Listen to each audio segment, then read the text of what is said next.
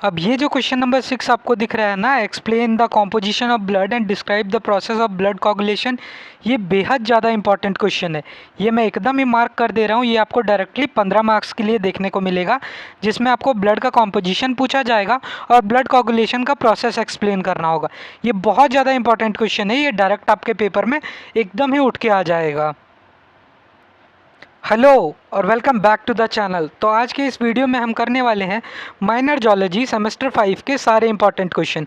इस वीडियो में मैं टोटल 15 क्वेश्चन के अराउंड करवाऊंगा और एकदम आप श्योर रहिए आपका पूरा पेपर इन्हीं 15 क्वेश्चन में से आएगा। मीन्स हर एक छोटा से छोटा क्वेश्चन इसी वीडियो में देखने को मिलेगा। इस वीडियो के अलावा आपको कुछ भी पढ़ने का ज़रूरत नहीं है। ये वीडियो में PYQ भी मैंने इंक्लूड कर लिया है और जो आने वाले मोस्ट एक्सपेक्टेड क्वेश्चन है वो भी इंक्लूड कर लिया है। मीन्स आप बस ये वीडियो देखो, आपका पूरा सिलेबस भी कवर हो जाएगा और हर एक क्वेश्चन एग्जाम में आपको यही वीडियो से मिल भी जाएगा। वीडियो शुरू करने से पहले एक छोटा सा रिक्वेस्ट होगा कि आपने अभी तक सब्सक्राइब नहीं किया है तो प्लीज़ इस चैनल को सब्सक्राइब कर लो, क्योंकि ऐसा कंटेंट आपको बहुत कम चैनलों में देखने को मिलेगा रिव्यू के लिए और ये उनमें से सबसे बेस्ट चैनल है। अब आइए इस वीडियो को शुरू करते हैं। हमारा पहला क्वेश्चन है what are protein, explain their structure and classification. पहला क्वेश्चन में हमें बताना है कि प्रोटीन क्या है, फिर उसका स्ट्रक्चर के बारे में बताना है और फिर हमें प्रोटीन का क्लासिफिकेशन करना है। तो protein are large biological molecule made up of amino acid. Amino acid are joined together by peptide bond. Protein are essential for growth, repair and maintenance of body. They are one of major biomolecule present in living organism. तो पहला question में क्या पूछा गया है कि protein क्या है। तो प्रोटीन क्या है? लार्ज बायोमॉलिक्यूल्स, बायोलॉजिकल मॉलिक्यूल्स जो कि किससे बना है? अमाइनो एसिड से। और प्रोटीन में ये जो अमाइनो एसिड है ये किससे जुड़े होंगे? पेप्टाइड बॉन्ड से। ये 1 मार्क्स का काफ़ी इंपॉर्टेंट क्वेश्चन है कि प्रोटीन में अमाइनो एसिड किससे जुड़ते हैं? पेप्टाइड बॉन्ड से। प्रोटीन का बेसिकली काम होता है ग्रोथ, रिपेयर और मेंटेनेंस ऑफ बॉडी और ये one of the major biomolecule है जो कि लिविंग ऑर्गेनिज्म में मिलता है। स्ट्रक्चर ऑफ प्रोटीन का बात करें तो सबसे पहला आता है primary structure. It is simple linear sequence of amino acid. Amino acid are connected by peptide bond. Primary structure क्या होता है? प्राइमरी स्ट्रक्चर ना प्रोटीन का सबसे सिंपल स्ट्रक्चर है जिसमें अमाइनो एसिड जो है वो लीनियरली जुड़े हुए होते हैं। मीन्स ये जो मैं सर्कल बना रहा हूँ वो अमाइनो एसिड है और ये जो पूरा चेन बन गया है इसको हम लोग बोल रहे हैं प्राइमरी प्रोटीन। क्या बोल रहे हैं? Primary protein. ये कौन सा बॉन्ड लगा हुआ है? ये जो बीच बीच में बॉन्ड मैंने लगाया है ये बॉन्ड है peptide bond. The sequence of amino acid determine the nature and function of protein. अब ये जो अमाइनो एसिड का सीक्वेंस है ना वही डिटरमाइन करता है कि प्रोटीन का नेचर कैसा होगा और प्रोटीन क्या फंक्शन करेगा। फिर हम लोग आते हैं सेकेंडरी स्ट्रक्चर पे। It is regular folding of protein chain. It forms 2 common shape, alpha helix और beta pleated sheet. Hydrogen bond help in maintaining the structure. देखिए मैं आपको समझा देता हूँ। अगर आप प्राइमरी स्ट्रक्चर को लीजिएगा और उसको घुमा घुमा के मोड़ना शुरू कीजिएगा तो ये जो हेलिकल से स्ट्रक्चर बना ना पूरा घुमा हुआ, ये है सेकेंडरी स्ट्रक्चर। ये क्या है? Secondary structure. इसमें आपको फोल्डिंग मिलेगा प्रोटीन चेन का, मीन्स प्राइमरी स्ट्रक्चर का। ये 2 तरह का हो सकता है, अल्फा हेलिक्स और बीटा प्लेटेड सीट। और ये जो है इसको ऐसे मेंटेन कौन कर रहा है? इसको मेंटेन कर रहा है हाइड्रोजन बॉन्ड। ये भी याद रखिएगा कि सेकेंडरी स्ट्रक्चर में आपको दोनों बॉन्ड मिलता है, पेप्टाइड भी और हाइड्रोजन भी। फिर आते हैं टर्सरी स्ट्रक्चर में। It is 3D folding of single protein chain. It gives protein its final shape. The structure is maintained by hydrogen bond, ionic bond and disulfide bonds. Tertiary structure में क्या होता है? हम लोग अगर प्राइमरी स्ट्रक्चर को और फोल्ड करेंगे तो हम लोग को मिलेगा टर्सरी स्ट्रक्चर। मीन्स जैसे ये प्राइमरी स्ट्रक्चर है ना, इसको हम लोग फोल्ड करके एक ऊन का गोला की तरह बना दिए। किसकी तरह बना दिए? ऊन के गोला की तरह। अब ये जो स्ट्रक्चर हम लोग को मिल रहा है ना, ये है टर्सरी स्ट्रक्चर। ये क्या है? Tertiary structure. ये जो होगा 3D होगा, मीन्स 3 डायमेंशनल होगा और ये है प्रोटीन को फाइनल शेप देता है। इसमें आपको हाइड्रोजन बॉन्ड भी मिलेगा, आयोनिक बॉन्ड भी मिलेगा और डाइसल्फाइड बॉन्ड भी मिलेगा। फिर आता है क्वाटनरी स्ट्रक्चर पे। It is formed bye association of 2 और more protein chain. Each chain is called सब unit. Haemoglobin is common example. Quaternary protein में क्या होगा? जैसे आप टर्सरी प्रोटीन को ले लीजिए, जैसे एक ऊन का गोला, जैसे मैंने प्रोटीन ले लिया, ये टर्सरी स्ट्रक्चर है। इसमें मैं एक सेकेंडरी प्रोटीन मिलाऊंगा, मीन्स कुछ ऐसा चेन लगा दिया। या तो मैं एक प्राइमरी प्रोटीन भी यूज़ कर सकता था कुछ ऐसा वाला, या तो एक और टर्सरी ले सकता था। अब ये जो स्ट्रक्चर बन रहा है ना, ये सब स्ट्रक्चर क्या है? ये सब है क्वाटनरी प्रोटीन, जिसमें आपको एक से ज़्यादा प्रोटीन के सब यूनिट मिलेंगे। हीमोग्लोबिन जो है वो क्वाटनरी प्रोटीन का काफ़ी कॉमन एग्जाम्पल है। अब प्रोटीन का क्लासिफिकेशन का बात कर लेते हैं कि प्रोटीन को क्लासीफाई कैसे करेंगे। तो सबसे पहले हम लोग शेप पे प्रोटीन को क्लासीफाई करते हैं। सबसे पहले आता है fibrous protein. They are long and thread like, they are generally insoluble in water, they provide strength and support. Example keratin and collagen. सबसे पहला आता है फाइब्रियस प्रोटीन, जो कैसा होता है, जो कि एक धागे की तरह दिखता है, ये पानी में नहीं घुलता है, ये स्ट्रेंथ और सपोर्ट देता है। इसका एग्जाम्पल है कैरेटीन और कोलेजिन। कैरेटीन से हम लोग का नाखून बना है और कोलेजिन से स्किन बना है। फिर आता है ग्लोबुलर प्रोटीन। ग्लोबुलर प्रोटीन जो है वो स्पेरिकल होगा शेप में या फिर राउंड होगा। ये जो है पानी में घुल जाता है और ये मेटाबॉलिक फंक्शन परफॉर्म करता है। इसका एग्जांपल है हीमोग्लोबिन और एंजाइम। अगर कंपोजिशन पे बात करें तो सबसे पहले आता है सिंपलर प्रोटीन, जिसमें आपको बस अमाइनो एसिड मिलेगा। क्या मिलेगा? बस अमाइनो एसिड। अगर सिंपलर प्रोटीन का हम लोग हाइड्रोलिसिस कराएंगे, मीन्स वाटर के साथ रिएक्शन करवाएंगे, तो आपको मिलेगा बस अमाइनो एसिड। जैसे इसका एग्जाम्पल है एल्ब्यूमिन। फिर आता है conjugated protein, contains amino acid and non-protein part. Non-protein part is prosthetic group, example haemoglobin.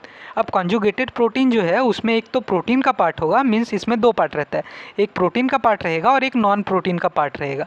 एक नॉन प्रोटीन का पार्ट रहेगा। ये जो नॉन प्रोटीन का पार्ट है इसे हम लोग प्रोस्थेटिक ग्रुप बोलते हैं। इसका एग्जाम्पल है हीमोग्लोबिन, जिसमें एक पार्ट तो प्रोटीन है बट एक पार्ट आयरन है। फिर आता है derived protein. They are formed by breakdown of simple and conjugated protein. They are produced during digestion और केमिकल ट्रीटमेंट। डिराइव प्रोटीन क्या होता है? डिराइव प्रोटीन बनता है ब्रेकडाउन से। किसका? सिंपल या फिर कॉन्जुगेटेड प्रोटीन को अगर हम लोग तोड़ेंगे तो हम लोग को मिलेगा डिराइव प्रोटीन। अब ये जो है बेसिकली डाइजेशन से बनता है या फिर केमिकल ट्रीटमेंट से बनता है। फंक्शंस का बात करें तो ये ग्रोथ और रिपेयर के लिए काफ़ी ज़्यादा ज़रूरी है। इंजाइम्स जो है रिएक्शन को स्पीड अप करता है, ये इंजाइम्स प्रोटीन से ही बनता है। ऑक्सीजन का जो ट्रांसपोर्ट होता है वो हीमोग्लोबिन से होता है, और हीमोग्लोबिन क्या है? एक प्रोटीन है। ये हार्मोन की भी तरह एक्ट कर सकता है प्रोटीन, और एंटीबॉडीज़ भी फॉर्म करता है। यहाँ फर्स्ट क्वेश्चन हुआ कंप्लीट। अब हम लोग चलेंगे नेक्स्ट क्वेश्चन की ओर। अब हम आ चुके हैं हमारे सेकंड क्वेश्चन की ओर, जो कि है what are carbohydrates, explain their classification and function. इस क्वेश्चन में हमें बताना है कि कार्बोहाइड्रेट्स क्या है और साथ ही उनका फंक्शन और क्लासिफिकेशन भी बताना है। एक बात मैं बता दूं कि क्वेश्चन नंबर 1, 2 और 3 में से 2 क्वेश्चन आपको डायरेक्टली 15-15 मार्क्स के लिए मिलेंगे। मीन्स 3 क्वेश्चन भी आप करके जाओगे, ये 1, 2, 3, तो आपके 30 मार्क्स पक्का हो जा रहे हैं। तो आइए समझते हैं कार्बोहाइड्रेट्स को। Carbohydrates are organic compound made up of carbon, hydrogen and oxygen. They are main source of energy for living organism. They are also called sugar और सैकराइड। कार्बोहाइड्रेट्स क्या है? कार्बोहाइड्रेट्स ऐसा ऑर्गेनिक कंपाउंड है जो कि बना है कार्बन से, हाइड्रोजन से और ऑक्सीजन से। Carbohydrates main source of energy भी है लिविंग ऑर्गेनिज्म में। और कार्बोहाइड्रेट्स का एक और नाम है, या तो हम लोग इसको शुगर बोलेंगे या तो हम लोग इसको सैकराइड्स भी बोल सकते हैं। क्लासिफिकेशन का बात करें तो सबसे पहले आता है monosaccharides. They are simplest carbohydrates. Monosaccharides क्या है? सिंपलेस्ट कार्बोहाइड्रेट्स है। They can not be broken into smaller sugar, are sweet and soluble in water, example glucose, fructose and galactose. ये क्या है? मोनोसेक्राइड्स सबसे छोटा कार्बोहाइड्रेट्स है जिसको हम लोग तोड़ नहीं सकते हैं। ठीक, ये इससे ज़्यादा नहीं टूटेगा। ये जो है टेस्ट में स्वीट होता है और पानी में घुल सकता है। इसका एग्जाम्पल क्या है? ग्लूकोज, फ्रक्टोज और गैक्टोज। फिर आता है डाइसेक्राइड्स। डाइसेक्राइड्स क्या है? जब 2 मोनोसेक्राइड्स जुड़ जाते हैं ना तो बनता है डाइसेक्राइड। तो क्या बनता है? डाइसेक्राइड। अगर हम लोग इसका बॉन्ड को तोड़ देंगे, अगर इसका हम लोग बॉन्ड को तोड़ देंगे तो हम लोग को वापस से क्या मिल जाएगा? 2 मोनोसेक्राइड मिल जाएगा। एग्जाम्पल है सुक्रोज, माल्टोज और लैक्टोज। फिर आता है polysaccharides. They are made up of many monosaccharide unit. They are usually insoluble in water. They act as storage or structural material. Example starch, glucosan and cellulose. Polysaccharides क्या है? जब हम लोग ढेर सारे मोनोसेक्राइड्स को जोड़ देंगे ना, ढेर सारे मोनोसेक्राइड्स को जोड़ देंगे तो हम लोग को मिलेगा पॉलीसेक्राइड। क्या मिलेगा? पॉलीसेक्राइड। ये जनरली इनसॉल्युबल होता है वाटर में, और पॉलीसेक्राइड का काम होता है स्टोरेज या फिर स्ट्रक्चरल मटेरियल बनाना। इसका एग्जांपल है स्टार्च, ग्लूकागॉन और सेलुलोज। फंक्शन का बात करें कि कार्बोहाइड्रेट्स का क्या क्या फंक्शन है, तो एक तो ये मेन सोर्स ऑफ एनर्जी है, और जो ग्लूकोज है बॉडी को इमिडिएटली एनर्जी देता है। साथ ही स्टार्च जो कि एक कार्बोहाइड्रेट है वो क्या करता है? फूड स्टोर करता है प्लांट में। Glucagon stores food in animal. Glucagon क्या करता है? एनिमल में फूड स्टोर करता है। सेलुलोज जो है वो प्लांट का सेल वॉल बनाता है। कार्बोहाइड्रेट्स जो है डीएनए और आरएनए के फॉर्मेशन में भी हेल्प करता है। नर्वस सिस्टम का भी फंक्शनिंग में ये हेल्प करता है, और ज़्यादा प्रोटीन को खर्च करने से भी कार्बोहाइड्रेट्स बचाता है। मीन्स अगर कार्बोहाइड्रेट्स होगा तो बॉडी हमेशा कार्बोहाइड्रेट्स को तोड़ेगा, प्रोटीन को नहीं तोड़ेगा। तो यहाँ मैंने आपको करा दिया कि कार्बोहाइड्रेट्स क्या होता है। अलग अलग तरह का कार्बोहाइड्रेट्स, मीन्स मोनोसेक्राइड सबसे छोटा वाला, डाइसेक्राइड जिसमें 2 मोनोसेक्राइड हो, और फिर आता है पॉलीसेक्राइड जिसमें ढेर सारा मोनोसेक्राइड्स हो। उसके बाद मैंने आपको फंक्शन भी बता दिया। अब हम लोग चलेंगे तीसरे क्वेश्चन की ओर। तो अब हम लोग आ गए हैं तीसरे क्वेश्चन की ओर, जो कि है वाटर लिपिड्स। लिपिड्स क्या होते हैं, explain their classification and biological importance. इसमें हमें बताना है कि लिपिड क्या होता है, उसका क्लासिफिकेशन कैसे कर सकते हैं और उनका बायोलॉजिकल इंपॉर्टेंस के बारे में भी बताना है। आंसर शुरू करने से पहले एक छोटा सा रिक्वेस्ट होगा कि आपने अभी तक चैनल को सब्सक्राइब नहीं किया है तो प्लीज़ इस चैनल को सब्सक्राइब कर लो, क्योंकि आप देख ही रहे होगे कि यूट्यूब में बहुत ही कम चैनल है जो कि ऐसा कंटेंट बना रहे हैं, जैसे माइनर जूलॉजी का, मेजर बॉटनी का या फिर माइनर बॉटनी का। तो ये चैनल ना आपको सारा कंटेंट मिल जाएगा इसमें, तो प्लीज़ आप सब्सक्राइब कर लो ताकि आप नेक्स्ट एग्जाम में कहीं इसे भूल ना जाओ। अब आइए समझते हैं लिपिड क्या होता है। Lipid are organic compound mainly made up of carbon, hydrogen and oxygen. They are insoluble in water but soluble in organic solvent. They include fat, oil, wax and polyphospholipids. They are rich source of stored energy. तो lipid क्या है? Lipid basically organic compound है जिसमें carbon, hydrogen और oxygen आता है, लेकिन एक खास बात है, ये वाटर में नहीं घुलता है, लेकिन ये ऑर्गेनिक सॉल्यूवेंट्स में घुल जाता है। लिपिड में क्या क्या आएगा? फैट आएगा, ऑयल आएगा, वैक्स आएगा और फॉस्फोलिपिड आएगा। लिपिड भी एक ना सोर्स ऑफ एनर्जी की तरह ही है। लिपिड का अगर क्लासिफिकेशन का बात करें तो सबसे पहले आता है simple lipid. They are made up of fatty acid and glycerol. They include fats and oil. They mainly store energy. Simple lipid क्या है? सिंपल लिपिड मीन्स ऐसा लिपिड जो कि किससे बना हो? फैटी एसिड से बना हो और ग्लिसरॉल से बना हो। इसमें आपका ऑयल और फैट्स आता है और ये क्या करता है? बेसिकली एनर्जी को स्टोर करता है। फिर आता है compound lipid. They contain fatty acid, glycerol and additional group such as phosphate. They help in forming cell membrane. Example phospholipid. Compound lipid क्या है? ऐसा लिपिड जिसमें आपको फैटी एसिड और ग्लिसरॉल जो कि सिंपल लिपिड है वो तो मिलेगा ही, साथ ही एक एडिशनल ग्रुप मिलेगा जैसे कि फॉस्फेट। मीन्स हमारा जो सेल मेम्ब्रेन बना हुआ है किससे बना हुआ है? फॉस्फोलिपिड से। फिर आता है derive lipid. They are formed by breakdown of simple and compound lipid. अगर हम लोग सिंपल लिपिड या फिर कंपाउंड लिपिड को तोड़ेंगे ना, ब्रेकडाउन करवाएंगे, तो हम लोग को जो मिलेगा उसे हम लोग बोलेंगे डिराइव लिपिड। क्या बोलेंगे? Derive lipid. इसमें क्या क्या आता है? इसमें आता है फैटी एसिड, ग्लिसरॉल और कैलेस्ट्रॉल। फैटी एसिड, ग्लिसरॉल और कैलेस्ट्रॉल। अगर इंपॉर्टेंस का बात करें कि लिपिड का क्या क्या इंपॉर्टेंस है, तो major storage form of energy. Means lipid energy को स्टोर करने में काम आता है। फिर ये सेल मेम्ब्रेन भी बनाता है, साथ ही इंटरनल ऑर्गन को ये इंजरीज से भी बचाता है। बॉडी का ना हीट लॉस में ये हेल्प करता है, मीन्स बॉडी से हीट लॉस होने नहीं देता है। और होम्योस्टैसिस मेंटेन करता है, मीन्स कांस्टेंट टेम्परेचर बॉडी में मेंटेन करता है। और absorption of vitamin A, D, E K, means fat soluble vitamin को एब्जॉर्ब करने में भी हेल्प करता है। They are required for formation of certain hormones. कुछ हार्मोन्स बनाने में एकदम ही लिपिड ज़रूरी है, उन हार्मोन्स का फॉर्मेशन लिपिड के बिना पॉसिबल ही नहीं है। Provide essential fatty acid needs for normal growth. Normal growth के लिए जो फैटी एसिड चाहिए वो भी कहाँ से आता है? वो भी हमारे प्रोटीन से ही आता है। अब यहाँ 3 क्वेश्चन हुआ कंप्लीट। 3 क्वेश्चन में से एक क्वेश्चन आपको 15 मार्क्स के लिए पक्का पूछा जाएगा और एक क्वेश्चन आपसे 5 मार्क्स के लिए पूछा जा सकता है। यह हो सकता है दूसरा क्वेश्चन भी आपसे 15 मार्क्स के लिए पूछा जाए। अब हम लोग चलेंगे क्वेश्चन नंबर 4 की ओर। तो हमारा क्वेश्चन नंबर 4 है, explain the process of glycogenesis. Explain the process of glycogenesis. Question 4 शुरू करने से पहले एक और बात बता दूं कि 4 या फिर 5 में से एक क्वेश्चन आपके पेपर में पक्का आएगा और वो भी डायरेक्टली 15 मार्क्स के लिए। ये दोनों क्वेश्चन बहुत ज़्यादा इंपॉर्टेंट है। क्वेश्चन नंबर 4 है एक्सप्लेन प्रोसेस ऑफ ग्लाइकोलाइसिस और नेक्स्ट क्वेश्चन है कार्ब साइकिल। तो ये दोनों क्वेश्चन अच्छे से समझिएगा। आइए समझते हैं ग्लाइकोलाइसिस होता क्या है। Glycolysis is first step of cellular respiration. 1 marks का सबसे ज़्यादा इंपॉर्टेंट क्वेश्चन कि ग्लाइकोलाइसिस क्या है? फर्स्ट स्टेप है सेलुलर रेस्पिरेशन का। In this process 1 glucose is break down into 2 molecules of pyruvate. Glycolysis में क्या होता है? एक ग्लूकोज का जो मॉलिक्यूल है उससे 2 पायरुवेट का मॉलिक्यूल टूट के निकल जाता है। It takes place in cytoplasm of cell. एक बार फिर से 1 मार्क्स का इंपॉर्टेंट क्वेश्चन, ग्लाइकोलाइसिस कहाँ होता है? साइटोप्लाज्म में होता है। It doesn't require oxygen so it is an anaerobic process. Glycolysis में ऑक्सीजन नहीं लगता, इसीलिए हम लोग इसको एनारोबिक प्रोसेस बोलते हैं। Glycolysis was explained by Embden, Meyerhof and Parnas, EMP pathway. Glycolysis किसने एक्सप्लेन किया था? इम्बैडन, मेहरब और पैरनेस ने, इसीलिए हम लोग ग्लाइकोलाइसिस को EMP पाथवे भी बोलते हैं। अब आइए ग्लाइकोलाइसिस के स्टेप्स को समझ लेते हैं।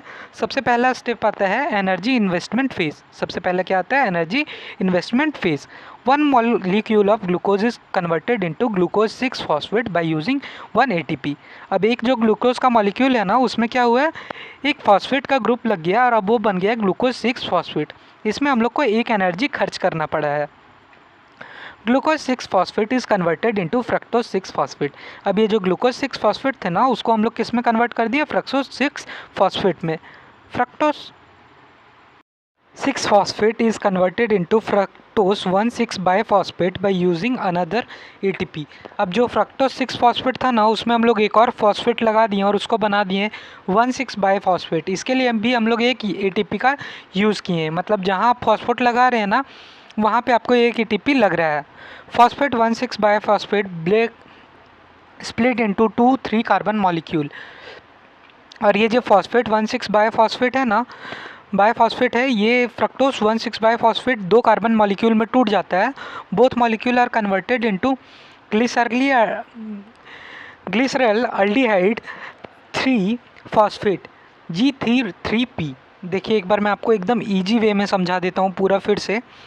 सबसे पहले तो क्या किया गया है, सबसे पहले एक ग्लूकोज का मॉलिक्यूल लिया गया है। अब ग्लूकोज में एक फॉस्फेट जोड़ के उसको बनाया गया है ग्लूकोज 6-phosphate। इस प्रोसेस में हम लोग को एक ATP लगा, क्योंकि इसमें हम लोग एक फॉस्फेट जोड़े हैं। अब ये जो ग्लूकोज 6-phosphate है ना, वो कन्वर्ट हुआ फ्रक्टोज 6-phosphate में। अब फ्रक्टोज 6-phosphate में एक और ATP लगाएं, एक और फॉस्फेट लगाएं। अब फॉस्फेट लगाएं तो जाहिर सा बात है क्या यूज़ किए होंगे, एनर्जी। अब उसका नाम हो गया फ्रक्टोज 1,6-biphosphate, क्योंकि इसमें 2 फॉस्फेट लगा है। अब ये जो अपना फ्रक्टोज 1,6-biphosphate है ना, ये 2 चीज़ में टूट जाता है, जिसमें 3-3 कार्बन के मॉलिक्यूल होंगे। फॉस्फेट में 6 कार्बन का मॉलिक्यूल है, किसमें टूट गया, 2 पीस 3-3 में। अब उस 3 का नाम क्या होगा, उस 3 का नाम होगा ग्लिसरल्डिहाइड 3-phosphate, जिसे हम लोग G3P बोलते हैं। एनर्जी जनरेशन फेज के बारे में पढ़ते हैं तो each G3 molecule is oxidise to form NADH। अब ये जो हमारे पास G3P मॉलिक्यूल बना है ना, G3P मॉलिक्यूल ऑक्सीडाइज होगा और क्या बनाएगा, NADH बनाएगा। क्या बनाएगा, NADH। ATP is produced by substrate level phosphorylation. और जब इसका फॉस्फोराइलेशन होगा तो क्या मिलेगा हम लोग को, ATP मिलेगा। The molecule undergoes several reaction, finally 2 molecules of pyruvate are formed, more ATP molecules are produced during this reaction। अब ये जो G3P है, ये क्या होगा, चेन ऑफ रिएक्शन के अंदर जाएगा और फाइनली हम लोग को मिलेगा पायरूवेट। क्या मिलेगा, पायरूवेट। और साथ में ये जो पूरा प्रोसेस है उसके टाइम पे बहुत सारा ATP निकलेगा, बहुत सारा नहीं, मतलब जितना लगा है ना उससे ज़्यादा ATP निकलेगा। अगर नेट प्रोडक्ट का बात करें कि एक बार ग्लूकोलिसिस होगा तो क्या क्या मिलेगा, सबसे पहले तो 2 पायरूवेट मिलेगा। 2 molecules of ATP are obtained as net gain. 2 ATP का मॉलिक्यूल नेट गेन के रूप में मिलेगा। बेसिकली कितना मिलेगा, 4 ATP का मॉलिक्यूल मिलेगा, लेकिन इसको बनाने में ही हम लोग 2 ATP खर्च कर चुके हैं। तो नेट हम लोग के पास कितना ATP मिला, 2 ATP मिला है।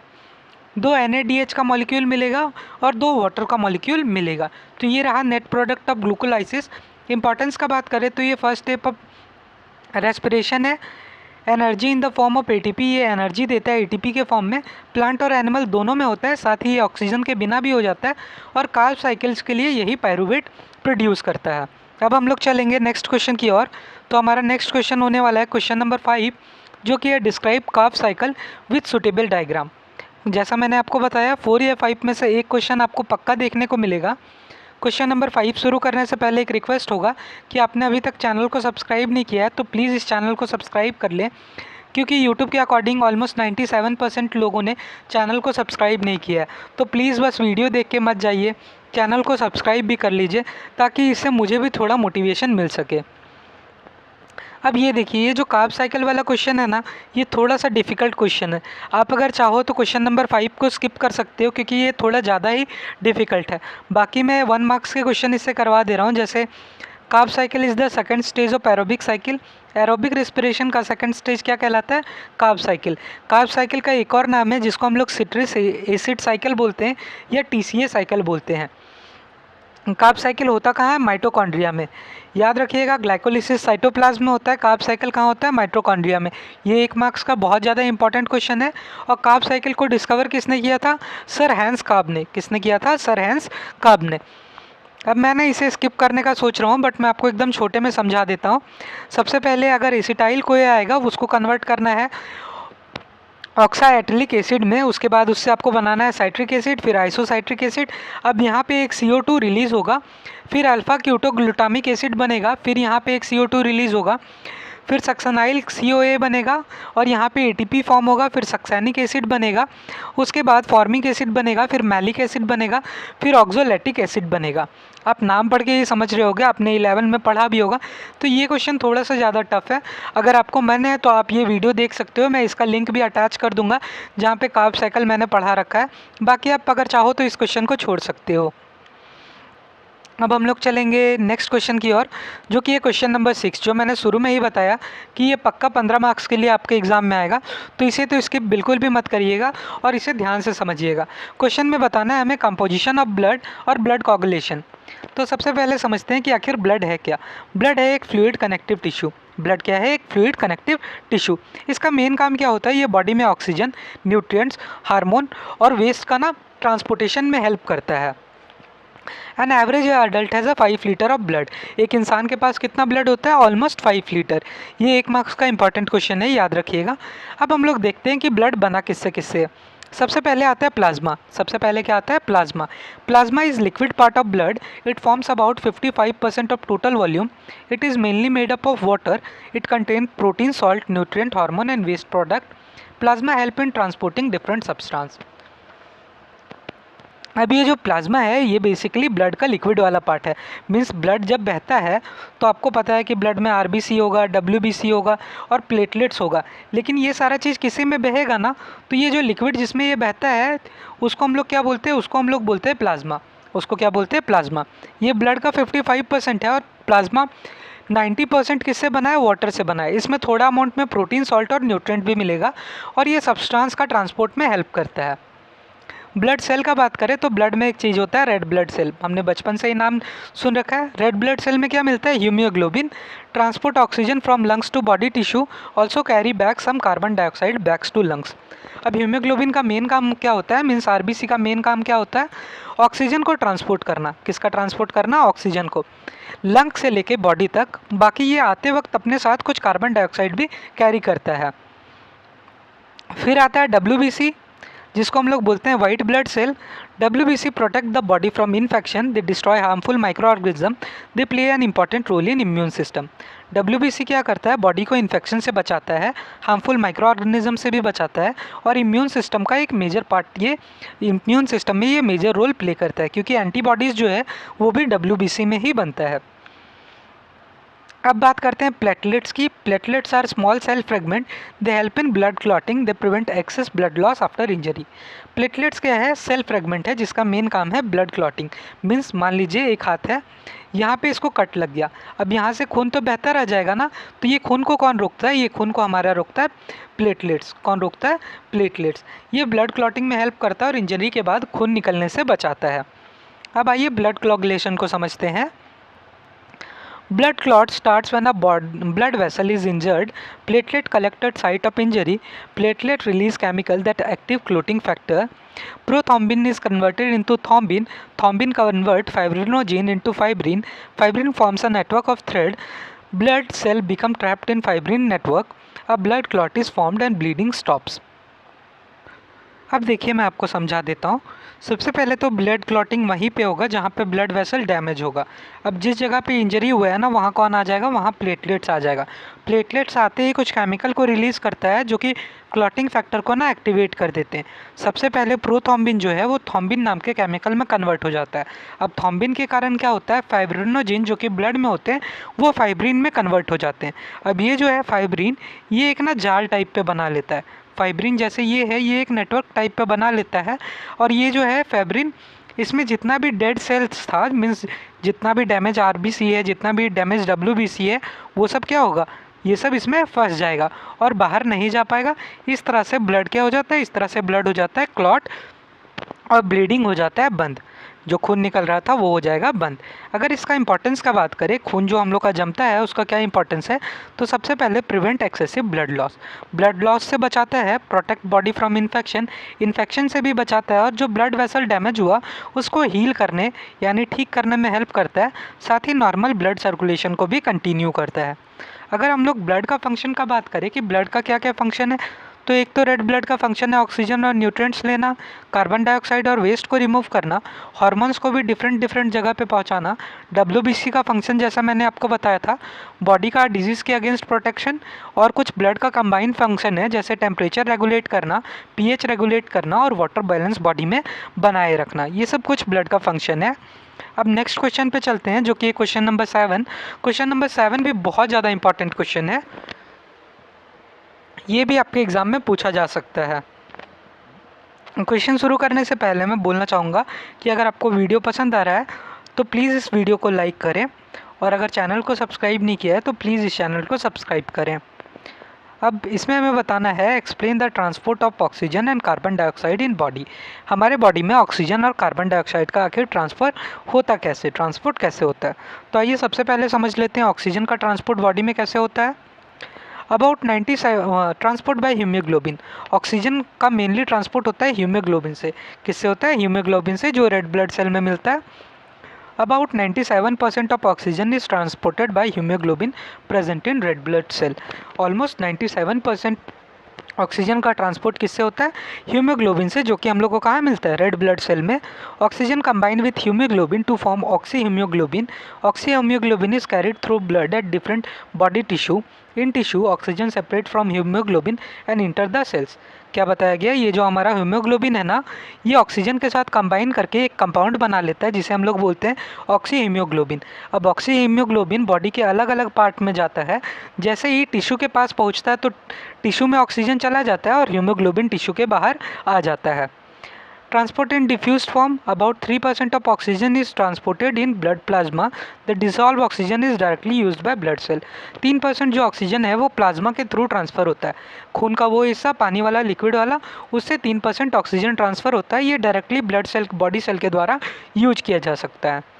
कार्बन डाइऑक्साइड का बात करें तो as a bicarbonate ion, about 70% of carbon dioxide is transported as bicarbonate water ions. Carbon dioxide enter red blood cell and reaches with water.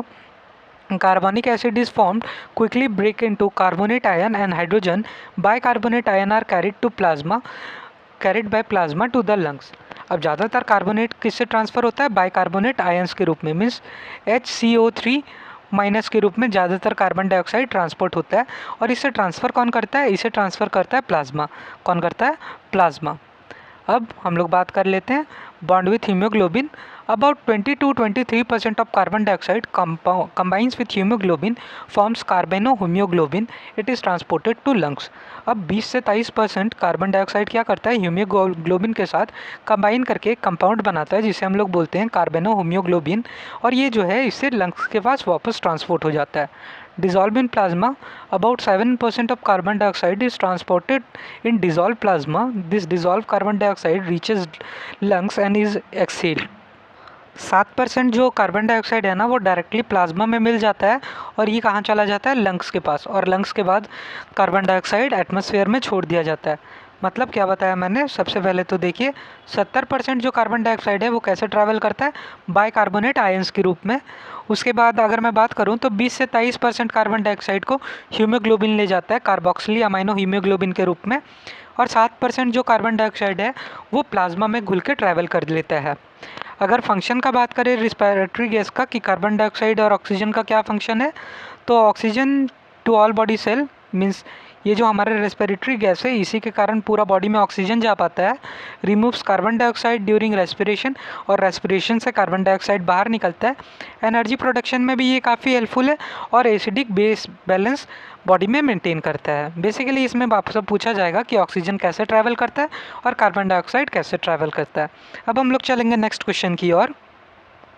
तो हमारा नेक्स्ट क्वेश्चन है क्वेश्चन नंबर 8, जो कि है explain the digestion of protein, carbohydrates and lipid. इस question में हमें बताना है कि प्रोटीन का डाइजेशन कैसे होता है, कार्बोहाइड्रेट्स का डाइजेशन कैसे होता है और लिपिड का डाइजेशन कैसे होता है. तो सबसे पहले समझते हैं कार्बोहाइड्रेट्स का डाइजेशन कैसे होता है. In the mouth, saliva contains enzyme called salivary amylase. Salivary amylase converts starch into maltose. सबसे पहले कार्बोहाइड्रेट्स का डाइजेशन कहाँ शुरू होता है? माउथ में. हमने क्लास 10 में ही ये सब पढ़ रखा है कि माउथ में एक केमिकल होता है जिसका नाम क्या होता है? स्लेवरी अमाइलेज, जो कि सलाइवा में मिलता है. ये जो स्लेवरी अमाइलेज है ये स्टार्च को ना माल्टोज में कन्वर्ट कर देता है. स्टार्च जो कार्बोहाइड्रेट्स है उसको किस में कन्वर्ट करता है, माल्टोज में। फिर आता है ये पेट में, stomach. There is no significant digestion of carbohydrate takes place in stomach. Stomach में तो वैसा कुछ खास डाइजेशन होता नहीं है। अब ये आ जाता है स्मॉल इंटेस्टाइन में। कहाँ पे है, स्मॉल इंटेस्टाइन में। Pancreatic amylase convert starch into maltose. Intestinal enzymes such as maltase, sucrase and lactase convert sugar into glucose, fructose and galactose. This simple sugar are absorbed into blood. क्या बताया गया है, देखिए ऊपर हमने किससे कर दिया है, स्टार्च से कर दिया माल्टोज में। स्टार्च से किस में कर दिया है, माल्टोज में, सिलेवरी अमाइलेज ने। अब पैनक्रेटिक अमाइलेज जो है वो स्टार्च से फिर से कन्वर्ट कर देता है माल्टोज में। अगर कुछ बच गया है, माउथ में कन्वर्ट नहीं हो पाया है, तो उसे कौन कर देगा, पैनक्रेटिक अमाइलेज वापस से कर देगा माल्टोज में कन्वर्ट। अब इंटेस्टाइन से कुछ एंजाइम निकलता है जैसे मेल्टेज, सुक्रेज और लैक्टेज। ये जो है माल्टोज को तोड़ तोड़ के एकदम छोटा शुगर में कर देता है, जैसे कि ग्लूकोज, फ्रक्टोज और गैक्टोज। और ये जो छोटा शुगर है, सिंपल शुगर है, ये बॉडी से डायरेक्टली अब्जॉर्ब हो जाता है। अब आइए प्रोटीन का बात करते हैं। तो प्रोटीन का डाइजेशन ना स्टमक में स्टार्ट होता है। Hydrochloric acid provide an acidic medium, pepsin break protein into simpler peptide. अब प्रोटीन के डाइजेशन के लिए मीडियम चाहिए एसिडिक। क्या चाहिए, एसिडिक, जिसे कौन बनाता है, हाइड्रोक्लोरिक एसिड। अब पेप्सिन नाम का जो एंजाइम है वो प्रोटीन को तोड़ देता है पेप्टाइड में। मीन्स प्रोटीन से टूट के हम लोग को जाना है पेप्टाइड में, तो कौन सा केमिकल का ज़रूरत पड़ेगा, हम लोग को ज़रूरत पड़ेगा पेप्सिन का। अब ये जो है पेप्टाइड, ये आ जाता है स्मॉल इंटेस्टाइन में। Trypsin and chymotrypsin from pancreas break into peptides into smaller peptides. Peptides enzymes convert peptide into amino acid. Amino acid are absorbed by blood. Simple भाषा में बोलो तो क्या बताया गया है कि ये जो पेप्टाइड यहाँ हमने स्टमक में बनाया है ना, ये पेप्टाइड को अभी हमें और छोटा पेप्टाइड में बनाना है। अब पेप्टाइडेज नाम का एक एंजाइम आता है जो कि इन पेप्टाइड्स को ना अमाइनो एसिड में कन्वर्ट कर देता है। मीन्स सबसे पहले पेप्टाइड को हमने और छोटा पेप्टाइड किया, फिर पेप्टाइजेज नाम का एंजाइम डाला और पेप्टाइड को किस में कन्वर्ट कर दिया, अमाइनो एसिड में। मैंने ऊपर आपको बताया कि अमाइनो एसिड से ही प्रोटीन बना है, और फिर जो ये अमाइनो एसिड है डायरेक्टली ब्लड में एब्जॉर्ब हो जाता है। लिपिड्स का बात करते हैं तो लिपिड्स का डाइजेशन स्मॉल इंटेस्टाइन में शुरू होता है और यहीं पे ख़त्म हो जाता है। Bile juice from livers break large fat droplets into small fat droplets. This process is called emulsification. Pancreatic lipase break fats into fatty acid and glycerol. Fatty acid and glycerol are absorbed through intestinal villi. क्या बताया गया है, सबसे पहले तो देखिए fats का बड़ा बड़ा टुकड़ा रहता है, इसको सबसे पहले हमको छोटे छोटे टुकड़ा में तोड़ना पड़ता है, और प्रोसेस का नाम होता है इमल्सिफिकेशन। मीन्स बड़ा फैट्स का टुकड़ा को छोटे छोटे टुकड़ों में तोड़ने को क्या कहा जाता है, इमल्सिफिकेशन। अब इमल्सिफिकेशन किससे होता है, बाइल जूस से। मीन्स अगर बड़ा फैट के टुकड़े में बाइल जूस गिर गया तो वो छोटे छोटे टुकड़े में टूट जाएगा और उसे हम लोग क्या बोलेंगे, इमल्सिफिकेशन। अब एक एंजाइम है जिसका नाम है पैनक्रेटिक लाइपेज। क्या नाम है, पैनक्रेटिक लाइपेज। ये जो है इन छोटे छोटे फैट्स के टुकड़ों को ग्लिसरॉल और फैटी एसिड में बदल देता है, जो बॉडी डायरेक्ट एब्जॉर्ब कर सकता है। एब्जॉर्प्शन किससे होता है, इंटेस्टेनियल विली से। इंटेस्टाइन में जो फिंगर लाइक स्ट्रक्चर होता है ना, विली, उससे ये डायरेक्टली बॉडी में एब्जॉर्ब हो जाता है। अब यहाँ ये क्वेश्चन हुआ कंप्लीट, जिसमें हमने पहले देखा कि कार्बोहाइड्रेट्स का डाइजेशन कैसे होता है, फिर हमने देखा कि प्रोटीन का डाइजेशन कैसे होता है, और लास्ट में हमने देखा लिपिड का डाइजेशन कैसे होता है। अब हम लोग चलेंगे नेक्स्ट क्वेश्चन की ओर। तो हमारा नेक्स्ट क्वेश्चन है क्वेश्चन नंबर 9, जो कि describe the structure of nephron with neat level diagram and explain the process of urine formation. इसमें हमें नेफ्रॉन के बारे में बताना है और उसके बाद बताना है कि यूरिन फॉर्मेशन कैसे होता है। Nephron is structural and functional unit of kidney. 1 marks का बहुत ज़्यादा इंपॉर्टेंट क्वेश्चन है ये। तो नेफ्रॉन क्या है, किडनी का स्ट्रक्चरल और फंक्शनल यूनिट। इसका मतलब पूरा किडनी किससे बना है, नेफ्रॉन से बना है। Each human kidney contains about 1 million nephron. हर एक किडनी के पास तकरीबन 1 मिलियन नेफ्रॉन होता है। नेफ्रॉन ही है जो कि ब्लड को फिल्टर करता है और यूरिन बनाता है। अब स्ट्रक्चर ऑफ नेफ्रॉन को समझते हैं। तो ये होता है नेफ्रॉन, जो कि आपने देखा होगा। तो सबसे पहले आता है Bowman's capsule. It is cup shape structure, it surround the glomerulus collect the filter fluid. सबसे पहले क्या आता है, बोमेंस कैप्सूल। अब बोमेंस कैप्सूल है कप जैसा स्ट्रक्चर। बोमेंस कैप्सूल क्या है, कप जैसा स्ट्रक्चर। आप ये वाला जो स्ट्रक्चर देख रहे हो ना, इसको बोला जाता है बोमेंस कैप्सूल। ये जो है ग्लोमेरुलस को सराउंड करता है और फिल्टर फ्लूइड को ना कलेक्ट करता है। ग्लोमेरुलस की बात कर ले तो it is network of tiny blood capillaries, it filter blood under pressure. अब इसके अंदर जो आप ऐसा दिख रहे हो ना, गुच्छा ब्लड वेसल्स का, इसे हम लोग बोलते हैं ग्लोमेरुलस। ये वाला जो हिस्सा है इसे हम लोग क्या बोलते हैं, ग्लोमेरुलस। फिर आता है PCT, proximal convoluted tubule, It is the first coiled part of the nephron. Most water, glucose, amino acid and salt are reabsorbed here. अब ये जो है, ये हमारा PCT जो है, ये नेफ्रॉन का पहला कॉइल्ड पार्ट है और यहाँ पे किसका किसका एब्जॉर्प्शन होता है, वाटर का, ग्लूकोज का, अमाइनो एसिड का और सॉल्ट का. फिर आता है लूप ऑफ हेनली. अब ये जो हिस्सा दिख रहा है आपको, इसको हम लोग बोलते हैं लूप ऑफ हेनली. इसको क्या बोलते हैं, लूप ऑफ हेनली. मीन्स जो यू जैसा लिखा हुआ है ना, इसको बोलते हैं loop of Henley. It has descending and ascending lip. इसके पास दो हिस्सा होते हैं, एक तो डिसेंडिंग जो घट रहा है और एक असेंडिंग जो कि बढ़ रहा है. It help in reabsorption of water and salt, help in concentrating urine. ये वाटर और सॉल्ट के रीअब्जॉर्प्शन में हेल्प करता है, साथ ही ये यूरिन को कंसनट्रेटेड भी बनाता है. फिर आता है DCT, distal convoluted tubule. It reabsorb water and salt if needed. It also secrete waste into filtrate. अब अपना जो DCT है वो वाटर और सॉल्ट को एब्जॉर्ब करता है अगर ज़रूरत पड़ा तो, साथ ही ये ना वेस्ट को भी सिक्रीट करता है फिल्ट्रेट में. मीन्स इधर वाला जो हिस्सा आपको दिख रहा है ना, इसको बोलते हैं DCT. इसको क्या बोलते हैं, DCT.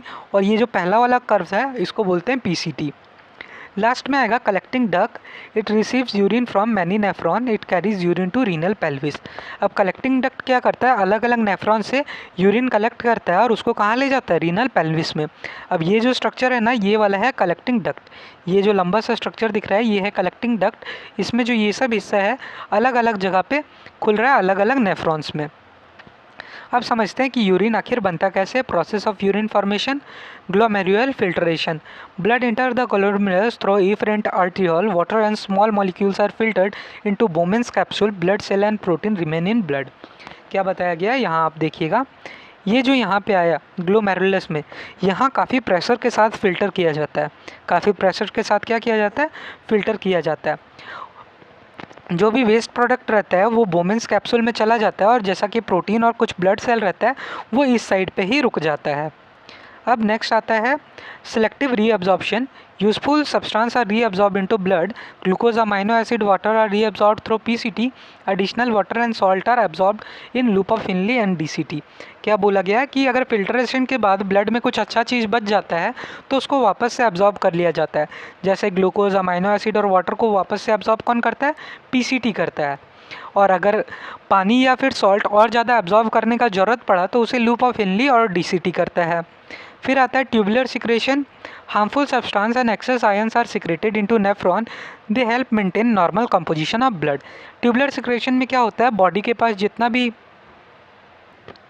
अब हार्मफुल सब्सटेंस और आयंस, जो एक्स्ट्रा आयन है उसको नेफ्रॉन में रिलीज़ कर दिया जाता है ताकि ब्लड का नॉर्मल कंपोजिशन बना रहे. Formation of urine, the remaining fluid becomes urine. बाकी का जो बचा हुआ फ्लूइड है जो कि अपना DCT से बाहर आ रहा है वो सब किस में बदल जाता है, यूरिन में बदल जाता है. Urine passes through collecting duct. Urine को फिर कौन कलेक्ट करता है, collecting duct. It reaches the ureter, urinary bladder and finally remove from the body through urethra. उसके बाद कलेक्टिंग डक्ट से ये यूरेटर के पास जाता है, यूरेटर के बाद यूरिनरी ब्लैडर में और फाइनली ये बॉडी से रिमूव हो जाता है यूरेथ्रा के थ्रू. नेफ्रॉन का फंक्शन का बात करें तो सबसे पहले ये वेस्ट प्रोडक्ट को रिमूव करता है, वाटर बैलेंस को मेंटेन करता है, सॉल्ट बैलेंस को मेंटेन करता है और ब्लड pH को भी मेंटेन करता है. अब हम लोग चलेंगे नेक्स्ट क्वेश्चन की ओर. तो हमारा नेक्स्ट क्वेश्चन आ चुका है, क्वेश्चन नंबर 10, जो कि explain the process of fertilisation. अब क्वेश्चन नंबर 10 से 15 तक ना बहुत सारे इंपॉर्टेंट क्वेश्चन आएंगे. मीन्स क्वेश्चन नंबर 10 से 15 तक टोटल 6 क्वेश्चन है. इनमें से 3 क्वेश्चन आपको एग्जाम में देखने को मिलेगा. अब 3 क्वेश्चन में से एक क्वेश्चन आपको 5 मार्क्स का और एक क्वेश्चन एक और 5 या फिर 15 मार्क्स का मिल सकता है. बेसिकली सारे लॉन्ग क्वेश्चन नहीं होगा, बट यहाँ से क्वेश्चन आपको 5 क्वेश्चन में से 3 क्वेश्चन एग्ज़ाम में आ जाएगा. क्वेश्चन शुरू करने से पहले एक रिक्वेस्ट होगा कि आपने अभी तक सब्सक्राइब नहीं किया है तो प्लीज़ इस चैनल को सब्सक्राइब कर दें, क्योंकि ऐसा कंटेंट बनाने में काफ़ी टाइम और एफर्ट लगता है और मुझे ये कंटेंट बनाने का मन नहीं था. मीन्स मैं माइनर जूलॉजी का करवाना नहीं चाहता था, बट कमेंट सेक्शन में बहुत स्टूडेंट्स ने बोला था कि सर माइनर जूलॉजी का भी करवा दीजिए, तो मैं माइनर जूलॉजी का भी करवा दे रहा हूँ. इसीलिए एक रिक्वेस्ट मैं भी कर रहा हूँ कि जैसे आपने बोला माइनर जूलॉजी का करवाने मैं करवा रहा हूँ, तो प्लीज़ आपने अगर सब्सक्राइब नहीं किया है तो प्लीज़ चैनल को सब्सक्राइब कर लें. इस क्वेश्चन में हमें बताना है कि फर्टिलाइजेशन होता क्या है. अब fertilisation is process through which male gamete, sperm and female gamete, ovum fuse to form zygote. In human fertilisation usually takes place in ampulla और फ्लैपियन ट्यूब. फर्टिलाइजेशन क्या है? फर्टिलाइजेशन एक प्रोसेस है जिसमें मेल गैमेट, जिसको हम लोग sperm बोलते हैं, वो फीमेल गैमेट, जिसको हम लोग ओवम बोलते हैं, एक दूसरे से जाके मिलते हैं और क्या बना देते हैं? जाइगोट। क्या बनाते हैं? जाइगोट। ह्यूमंस में बेसिकली फर्टिलाइजेशन कहाँ होता है? फैलोपियन ट्यूब में। प्रोसेस को समझते हैं कि फर्टिलाइजेशन होता कैसे है। सबसे पहले तो रिलीज ऑफ गैमेट्स होता है। During ovulation an ovum is release from ovary into fallopian tube. During mating millions of sperm enters the human reproductive tract. सबसे पहले गैमेट का रिलीज होता है, जिसमें ओव्यूलेशन के समय में एक ओवम यानी एक एग फैलोपियन ट्यूब में रिलीज हो जाता है ओवरी से, और मेटिंग के टाइम पे ना millions of sperm human female reproductive tract में आ जाते हैं। Movement of sperm travel through uterus and reach the fallopian tube. Only few hundred sperm reach the ovum. इसके बाद क्या होता है? स्पर्म जो है ट्रैवल करना शुरू करता है ह्यूमन बॉडी में। सबसे पहले वो यूटेरस को पार करके कहाँ पहुँच जाता है? फैलोपियन ट्यूब में। अब शुरू में जहाँ मिलियंस ऑफ स्पर्म बॉडी में आए थे, अब बस कुछ ही 100 स्पर्म ओवम तक पहुँच पाए हैं। Entry of sperm: one sperm reaches the ovum and break its outer covering with the help of enzyme. The sperm enters the ovum. After one sperm enter the ovum prevent sperms from entering. क्या होता है? अब ये जो कुछ 100 sperms बचे हैं ना, उनमें से एक सबसे पहले ओवम के पास पहुंचता है, ओवम का आउटर कवरिंग को ब्रेक करता है और ओवम के अंदर चला जाता है। जैसे ही एक स्पर्म ओवम से मिल लेता है ना, ओवम खुद को प्रिवेंट करता है ताकि दूसरा स्पर्म जो है इसके अंदर इंटर ना कर पाए। फिर आता है फोर्थ और फाइनल प्रोसेस, जो कि है formation of zygote. The nucleus of sperm and nucleus of ovum join together, a diploid zygote is formed. The zygote is first cell of new individual. इसके बाद क्या होता है? स्पर्म का न्यूक्लियस और ओवम का न्यूक्लियस मिलके एक डाइप्लॉइड सेल बना देता है, मीन्स 2n वाला सेल बना देता है, जिसे हम लोग क्या बोलते हैं? जिसे हम लोग बोलते हैं जाइगोट। और ये किसी भी इंडिविजुअल का फर्स्ट सेल क्या है? जाइगोट है। इंपॉर्टेंस का बात करें तो fertilisation start at the development of new organism. ये जो फर्टिलाइजेशन है उसी के कारण नया ऑर्गेनिज्म का जन्म हो पाता है, शुरुआत हो पाता है। Restore normal number of chromosome, chromosome number को भी रीस्टोर करता है। Brings together the characteristic of both parents, साथ ही दोनों पेरेंट्स के कैरेक्टरिस्टिक्स को भी एक ऑर्गेनिज्म में कंबाइन करता है। अब हम लोग नेक्स्ट क्वेश्चन पे चल रहे हैं, जो कि है describe the process of cleavage. इस प्रोसेस में हमें बताना है कि क्लीवेज होता क्या है। Cleavage is the process of repeated cell division of zygote. During cleavage, the number of cell increases, but the size of embryo remain almost same. अब क्लीवेज होता क्या है? क्लीवेज एक प्रोसेस है जिससे जाइगोट का ना सेल डिवीज़न होता है। मीन्स शुरू में जाइगोट कितने सेल का होगा? एक सेल का होगा, बट हम सबको पता है कि ये जाइगोट ही आगे जाके फीटस बनेगा, मीन्स जाइगोट का साइज़ बढ़ेगा। इसके लिए क्या होता है? जाइगोट में ढेर सारा सेल डिवीज़न होता है। उन सेल डिवीज़न को हम लोग एक टर्म्स में बोलते हैं क्लीवेज। क्या बोलते हैं? Cleavage. The process of repeated cell division of zygote, इसे हम लोग क्या बोलते हैं? क्लीवेज। अब क्लीवेज का प्रोसेस समझते हैं। पहले आता है first division. The zygote divide into 2 cell called blastomere. First division में क्या होता है? जो एक जाइगोट का सेल होता है वो 2 जाइगोट के सेल में डिवाइड हो जाता है, और ये सब सेल बना है इसको हम लोग बोलते हैं ब्लास्टोमियर। इसको हम लोग क्या बोलते हैं? Blastomere. Repeated division, 2 cell divide into 4, 4 divide into 8, the process continues by mitosis. अब रिपीटेड डिवीजन होता है, मीन्स 2 सेल जो है वो डिवाइड होकर 4 हो जाता है, 4 डिवाइड होकर 8 हो जाता है, और ये प्रोसेस कंटिन्यू चलता है। और डिवीजन कौन सा हो रहा है? माइटोटिक डिवीजन हो रहा है। Formation of morula, after several division embryo become solid ball of cell, this is called morula. कुछ डिविजन्स के बाद क्या होता है? अपना जो एम्ब्रियो है ना, एक बॉल की तरह दिखने लगता है, सॉलिड बॉल की तरह, मीन्स इसमें बहुत सारा सेल बन चुका है, और इस स्टेज को हम लोग क्या बोलते हैं? मेरुला। क्या बोलते हैं? Morula. Formation of blastocyst, a small cavity develop inside morula, the embryo is now called blastocyst, the blastocyst layer get attach to the uterus. अब क्या होता है?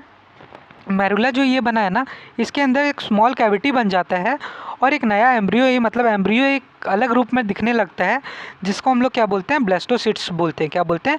ब्लास्टोसिस्ट। आगे वाला आने वाला समय में ये जो ब्लास्टोसिस्ट है यही यूटेरस में जाके चिपक जाता है। इंपॉर्टेंस का बात करें तो क्लीवेज क्या करता है? नंबर ऑफ सेल्स को बढ़ाता है। Prepare embryo for further development, embryo को आगे के डेवलपमेंट के लिए तैयार करता है। Help in formation of different tissue and organ, cleavage के कारण ही इंसान में अलग अलग टिश्यू और ऑर्गन बन सकता है। अब आइए देखेंगे नेक्स्ट क्वेश्चन। नेक्स्ट क्वेश्चन है explain the extra embryonic membrane in चिक एंड देयर फंक्शन। ये क्वेश्चन बहुत ज़्यादा इंपॉर्टेंट है, मीन्स ये पक्का आपसे पूछा जाएगा, ये 5 मार्क्स के लिए आपसे पूछा जाएगा। Explain extra embryonic membrane in चिक एंड देयर फंक्शन। क्वेश्चन शुरू करने से पहले एक रिक्वेस्ट होगा कि आपने सब्सक्राइब नहीं किया है तो प्लीज़ इस चैनल को सब्सक्राइब कर दें, और अगर आपको वीडियो पसंद आ रहा है तो प्लीज़ इस वीडियो को लाइक करें। साथ ही आप कमेंट में भी लिख के बता सकते हैं कि आपको वीडियो कैसा लग रहा है। अब इस क्वेश्चन में हमें बताना है एक्स्ट्रा एम्ब्रियोनिक मेम्ब्रेन इन चिक।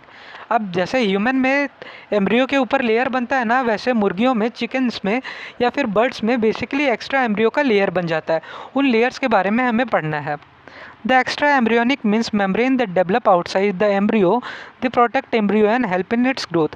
एक्स्ट्रा एम्ब्रियोनिक लेयर क्या होता है? ऐसा मेम्ब्रेन जो कि एम्ब्रियो के बाहर डेवलप हो जाता है, जो कि एम्ब्रियो के ग्रोथ में हेल्प करता है, ग्रोथ और प्रोटेक्शन दोनों में हेल्प करता है। टाइप और फंक्शन का बात कर ले तो सबसे पहले आता है amnion. It surrounds the embryo, contains amniotic fluid, protects embryo from injury and drying. Amnion में क्या होता है? ये जो है एम्ब्रियो को चारों तरफ से सराउंड करता है। इसमें आपको क्या मिलेगा? इसमें आपको मिलेगा एमेनोटिक फ्लूइड। क्या मिलेगा? एमेनोटिक फ्लूइड। यह क्या करता है? एम्ब्रियो को बेसिकली इंजरी से बचाता है और सूखने से भी बचाता है। फिर आता है chorion. It is outermost membrane. It help in exchange of oxygen and carbon dioxide. Chorion क्या है? आउटर मोस्ट मेम्ब्रेन है। सबसे बाहर वाला मेम्ब्रेन को क्या बोलते हैं? क्लोरायन। और इसका मेन काम क्या है? ऑक्सीजन और कार्बन डाइऑक्साइड का एक्सचेंज। फिर आता है allantois. It store waste material of embryo. It help in breathing by carrying blood vessel. Allantois जो है वो वेस्ट मटेरियल जितना भी एम्ब्रियो बनाता है उसको कलेक्ट करता है और ये ब्रीदिंग में हेल्प करता है क्योंकि इसके अंदर आपको ब्लड वेसल मिलेगा। फिर आता है yolk sac. It surrounds the yolk, supplies food to developing embryo. It also help in early formation of blood cell. Yolk sac किसके और रहता है? योक जो रहता है, अंडे में योक जो रहता है उसके चारों ओर योक रहता है, योक सेक रहता है। ठीक, ये डेवलपिंग एम्ब्रियो को फूड सप्लाई करता है और साथ ही एम्ब्रियो में ना ब्लड सेल्स का फॉर्मेशन भी योक सेक ही करवाता है। इंपॉर्टेंस का बात करें तो वही इंपॉर्टेंस है जैसे एम्ब्रियो के ग्रोथ और प्रोटेक्शन में हेल्प करता है, एम्ब्रियो को ऑक्सीजन और फूड सप्लाई करता है, वेस्ट मटेरियल को भी रिमूव करता है और नॉर्मल ग्रोथ में काफ़ी ज़्यादा हेल्प करता है। अब हम लोग चलेंगे नेक्स्ट क्वेश्चन की ओर। तो नेक्स्ट क्वेश्चन होने वाला है describe the placenta and explain its function. इस क्वेश्चन में हमें प्लेसेंटा को डिस्क्राइब करना है और साथ ही उसके फंक्शंस के बारे में भी बताना है। अब ये तो आपका सुना क्वेश्चन लग रहा होगा प्लेसेंटा वाला, और ये बहुत ज़्यादा इंपॉर्टेंट क्वेश्चन है और बेहद आसान क्वेश्चन है। Placenta is temporary organ that develops during pregnancy. It connects the developing baby with mother through umbilical cord. अब प्लेसेंटा क्या है? प्लेसेंटा एक टेम्पररी ऑर्गन है जो कि बस प्रेगनेंसी के टाइम पर डेवलप होता है। प्लेसेंटा का मेन काम क्या होता है? ये जो डेवलपिंग बेबी है उसको मदर से जोड़ता है। डेवलपिंग बेबी को किससे जोड़ता है? मदर से जोड़ता है। प्लेसेंटा का स्ट्रक्चर का बात करें तो placenta is attach to the wall of uterus. It is formed by tissue of both mother and the baby.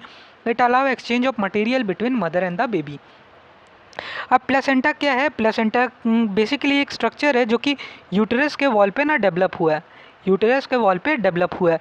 अब प्लेसेंटा बनाने के लिए जो टिश्यू आया है वो मदर से भी आया है और बेबी से भी आया है। और ये जो प्लेसेंटा है बेसिकली मदर और बेबी के बीच में ना अपना ये मटेरियल एक्सचेंज में हेल्प करता है। फंक्शन का बात करें कि प्लेसेंटा का मेन क्या का काम है, तो सबसे पहले आता है supply of food. It supply glucose, amino acid, vitamin, mineral and water to the baby. सबसे पहले ये जो बेबी है उसको क्या सप्लाई करता है? Glucose, amino acid, vitamin, mineral और वाटर। फिर करता है ये supply of oxygen. It carries oxygen from mother blood to baby, remove CO2 from baby's blood. ये जो है मदर के ब्लड से बेबी को ऑक्सीजन सप्लाई करता है, साथ ही ये बेबी के ब्लड से ना कार्बन डाइऑक्साइड भी रिमूव करने में हेल्प करता है। Removal of waste. It removes waste like urea from baby's blood. अब बेबी जितना भी वेस्ट प्रोड्यूस कर रहा होगा ना, जो कि बेसिकली यूरिया होता है, उसको भी कौन रिमूव करता है? उसको भी रिमूव करता है placenta. Hormone protection. It produce hormone that help to maintain pregnancy. The hormone support growth and development of baby. Placenta कुछ हार्मोन्स भी बनाता है जो कि प्रेगनेंसी को सपोर्ट करता है, साथ ही वो हार्मोन जो होता है ना बेबी की ग्रोथ और डेवलपमेंट के लिए काफ़ी ज़्यादा एसेंशियल होता है। Protection. It transfer antibodies from mother to baby. These antibodies protect disease before birth. अब प्लेसेंटा का एक और मेन काम है कि ये मदर के बॉडी से ना एंटीबॉडीज़ को बेबी के बॉडी में ट्रांसफ़र कर देता है। मीन्स मदर का एंटीबॉडी किसको दे देता है? बेबी को दे देता है, जिससे बर्थ से पहले बेबी जो है डिजीज़ से बचा रहे। कंक्लूजन का बात करें तो placenta is an important organ that provide food, oxygen, protection and support for the growth and development of baby. अब ये रहा लास्ट क्वेश्चन। बेसिकली प्लासेंटा वाला लास्ट क्वेश्चन था। थैंक यू सो मच यहाँ तक वीडियो देखने के लिए। आई होप आपको वीडियो पसंद आया हो। अगर आपको वीडियो पसंद आया तो आपको क्या करना है, आपको प्लीज़ इस वीडियो को लाइक करना है, और अगर आपको वीडियो अच्छा लग रहा है तो आप कमेंट करके भी बता सकते हो। और अभी तक आपने सब्सक्राइब नहीं किया तो इस चैनल को प्लीज़ सब्सक्राइब कर ले। साथ ही वीडियो उन दोस्तों के साथ भी शेयर करें जिनका माइनर पेपर जूलॉजी है। और एक बात के लिए आप एकदम ही अश्योर रहे कि एग्ज़ाम में आपको जो भी क्वेश्चन देखने को मिलेगा वो सारा इसी वीडियो से देखने को मिलेगा। थैंक यू सो मच यहाँ तक वीडियो देखने के लिए। बेस्ट ऑफ लक आपको आपके एग्ज़ाम के लिए।